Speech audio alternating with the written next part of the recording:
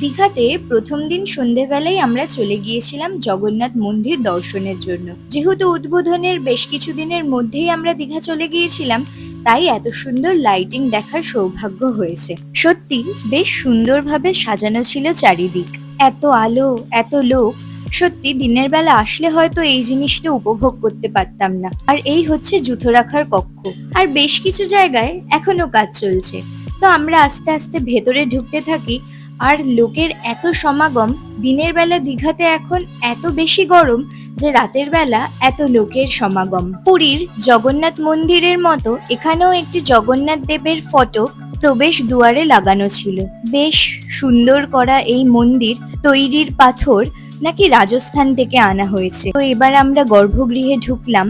আর মন্দিরের সমস্ত ডিটেলস আমাদের লং ভিডিও দেওয়া রয়েছে, যেখানে মন্দির কখন খোলে, কখন বন্ধ হয়, কিংবা দিনের কোন কোন সময় মন্দির বন্ধ থাকে। তো বেশি দেরি না করে আমাদের লং ভিডিওটা দেখে নিও। তো আজকের মতো এখানেই শেষ করছি। দেখা হচ্ছে নতুন কোনো ভিডিও। চলুন, টাটা।